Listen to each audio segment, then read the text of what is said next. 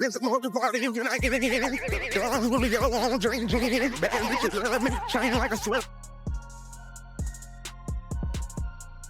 He was accused of some pretty awful things online, including essaying multiple women at parties and getting them intoxicated. And as a result, he went quiet on social media for a while, but then posted this, basically saying all the accusations made against him were false and just misinformation. I'm literally staring at a blank wall in my bedroom right now because my brain has completely short-circuited trying to process the absolute mess that is unfolding on my timeline, and I feel like I am losing my mind. Every single time I refresh my feed, another layer of this nightmare reveals itself, and I just cannot comprehend how someone fumbles the bag this astronomically.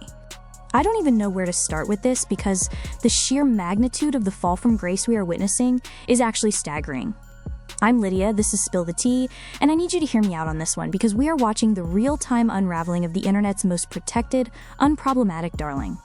We need to go piece by piece, building this picture incredibly slowly, because if I just drop all of this on you at once, you will actually pass out from the whiplash. Let us start by talking about Jenna Ortega, because we absolutely have to establish the exact, dizzying height of the pedestal she was sitting on before this all came crashing down. Assume for a second that you just woke up from a 10-year coma, you have no access to Wi-Fi, and you do not know who she is. Jenna is 23 years old, and she is the absolute reigning IT girl of Gen Z Hollywood. She started her career deep inside the Disney Channel machine. Now, we have to talk about the Disney Channel for a second, because it is essentially a multi-billion-dollar corporate factory designed to take literal children, put them in sparkly, brightly colored outfits, work them for 80 hours a week on multi-camera sitcoms, and demand absolute squeaky clean perfection from them at all times. We have seen the psychological toll this takes. We have seen the inevitable Disney child star rebellion pipeline happen to almost every single person who goes through it. Miley Cyrus had to swing naked on a wrecking ball and stick her tongue out for 3 years just to get people to stop calling her Hannah Montana. Selena Gomez had to go film Spring Breakers in a neon bikini with James Franco to prove she was an adult. Demi Lovato had her own incredibly public, deeply difficult struggles that played out in the tabloids. But Jenna starred on the Disney show Stuck in the Middle, playing Harley Diaz, a young inventor trying to survive in a massive Latino family with 7 kids, and then she somehow managed to escape the mouse house curse entirely. She executed the most flawless, calculated career pivot we have ever seen. She didn't have a public meltdown. She didn't do anything crazy. She just quietly transitioned into prestige television and cinema. She popped up on the CW's Jane the Virgin, playing the younger version of Gina Rodriguez's character, matching her exact comedic timing and facial expressions perfectly, which is incredibly hard for a child actor to do. Then she went over to Netflix, which is this massive, ruthless streaming giant that will cancel your favorite critically acclaimed show for fun if it doesn't get 1 billion viewing hours in the first 3 days, and she starred in season 2 of their stalker thriller series You. She played Ellie Alves, this incredibly sassy, street-smart teenager living in Los Angeles who was essentially the only person in the entire show capable of outsmarting Penn Badgley's creepy serial killer character Joe Goldberg, and the internet absolutely fell in love with her. Then she decided to lean fully into her dark era and became our modern, definitive scream queen. She booked the A24 horror movie X, directed by Ty West, starring alongside Mia Goth. A24 is that incredibly pretentious indie film studio that makes movies where nobody talks for 45 minutes and then someone suddenly explodes in a creepy farmhouse, and her visceral, terrifying performance in that movie went completely viral. She then booked the rebooted Scream franchise, playing Tara Carpenter alongside Melissa Barrera, Courtney Cox, and David Arquette, and gave us one of the most iconic opening Ghostface attack scenes since Drew Barrymore in the original 1996 movie, literally fighting off a masked killer while desperately reaching for her asthma inhaler. And then, obviously, came the absolute crown jewel of her career, Wednesday. Tim Burton, the legendary, eccentric king of goth cinema who directed Edward Scissorhands and The Nightmare Before Christmas, personally selected her to be his new muse and the lead of his Addams Family spin-off on Netflix.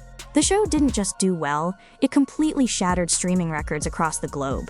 Jenna gave everything to that role. She learned to play the cello, she took competitive fencing lessons, she even trained herself not to blink on camera just to make her deadpan performance creepier. And she choreographed that iconic, strange, gothic prom dance to the Cramp song Goo Goo Muck that literally broke the internet. You could not open TikTok, Instagram, or Twitter for 6 straight months without seeing someone doing that exact dance, usually sped up to the song Bloody Mary by Lady Gaga. She was a global phenomenon overnight.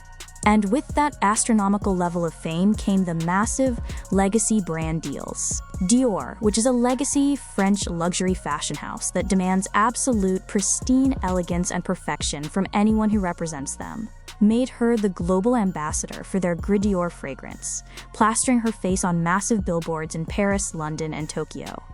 Adidas, a massive sportswear corporate entity that hates PR nightmares and controversy more than anything, made her the face of their Adidas sportswear label, which was the first new label they launched in 5 decades. These corporations were investing tens of millions of dollars into her public image. She even starred in a Super Bowl commercial for Doritos Dinamita, where she was doing literal stunt work, flying through the air fighting 2 older ladies in a grocery store.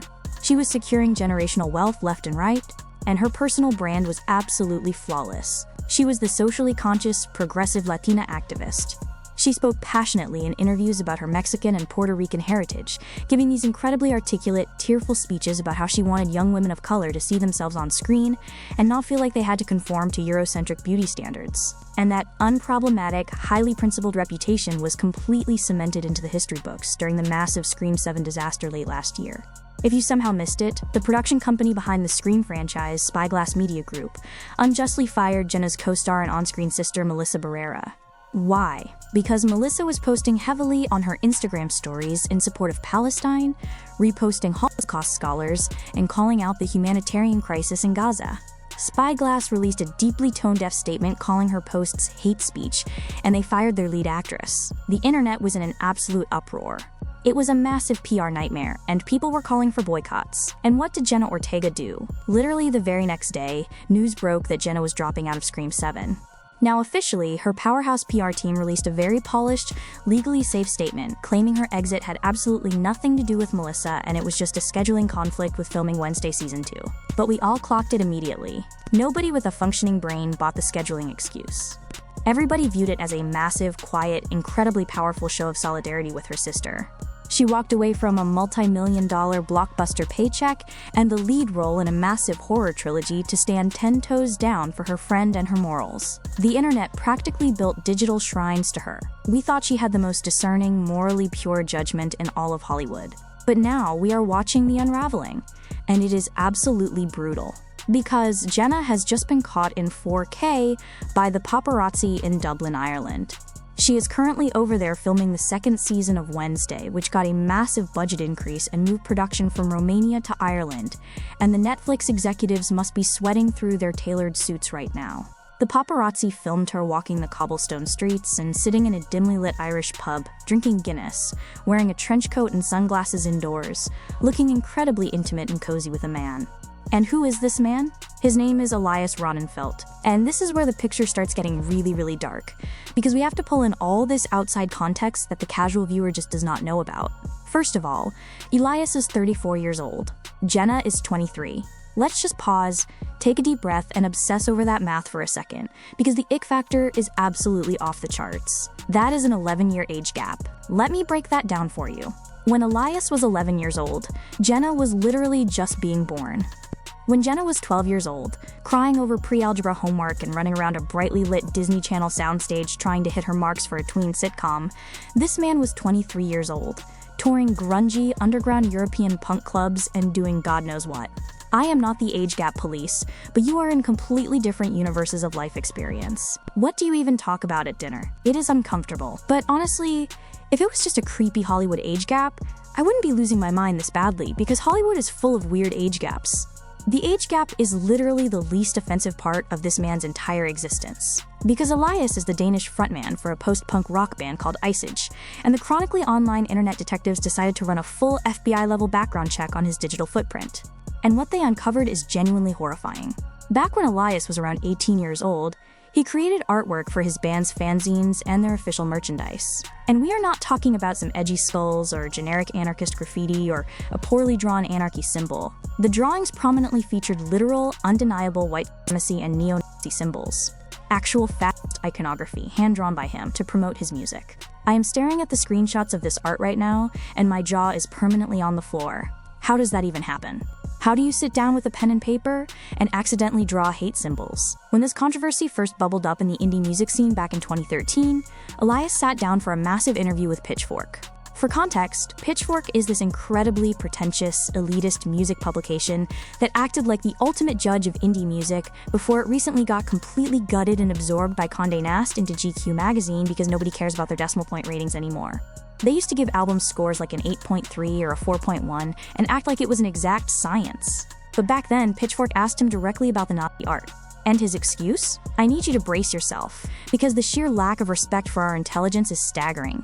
Elias claimed that he and his bandmates were dumbfounded by the backlash. He looked at the interviewer and said he didn't know what the symbols meant, claiming he was just inspired by an obscure 1986 sci-fi slasher movie called Rollerblade. Okay, wait. I actually looked up Rollerblade because I am obsessive, I get distracted by petty details, and I need all the lore to make this make sense. It is a zero-budget, trashy, direct-to-video movie directed by Donald G. Jackson. The plot is literally about a futuristic society where a group of roller skating nuns called the Cosmic Order of Rollerbladers fight a fascist state led by a guy with a metal hand. Are you seriously looking me in the eye and telling me that an 18-year-old Danish punk kid is watching a movie about roller skating nuns and deciding to lift the fascist imagery from it to promote his real-life band? Why would a band operating in the modern era care so much about a 1980s American B-movie with an absurd VHS cover that they would plaster its symbols all over their merch? It makes zero logical sense. The audacity of that lie is actually breathtaking. He claimed he didn't grasp the political implications at the time. He told Pitchfork that what some people took from it was not their intent, and that they are definitely not right-wing.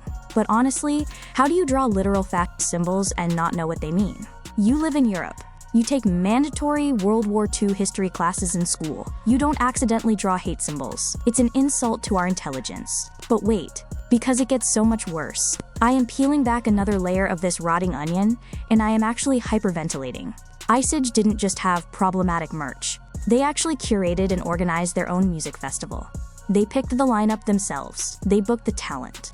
And they intentionally invited a band to perform that had a name so aggressively offensive, I literally cannot even say it out loud, without getting completely deplatformed on every single app. The band's name was the word white, followed immediately by the hard R N-word. A literal racial slur was the name of the band they booked. They put them on the poster. They shared a stage with them in front of a live audience.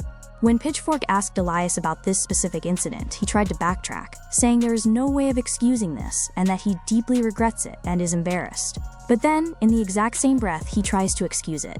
He claimed that the members of that band were Antifa activists. Antifa, for those who don't know, stands for Anti-Fascist Action. It's a decentralized political movement that protests far-right ideology, and Elias was basically using it as a shield to justify his actions.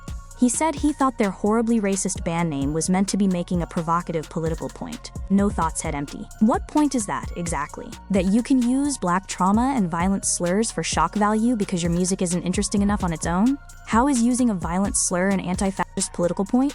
It is pure, unfiltered nastiness. It is so privileged and so gross. And Jenna Ortega, the proud Latina woman who constantly speaks in interviews about representation, is romantically linking herself to a man who thought platforming that word was acceptable. Her PR team is crying right now. They are probably sitting in a sterile conference room in Los Angeles, literally pulling their hair out trying to figure out how to spin this. But we have to keep building this picture, because this isn't the first time Jenna has turned a blind eye to a man's horrific past. We have to talk about Percy Hines-White. Percy was her co-star on Wednesday.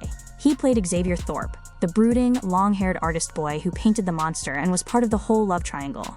Back in early 2023, right when the show was at its absolute peak of global domination, a massive scandal broke on Twitter. Anonymous users came forward with devastating allegations against Percy from his time living in Toronto. Percy has a lot of privilege, his parents are deeply entrenched in the Canadian film and television industry, so he had a lot of protection.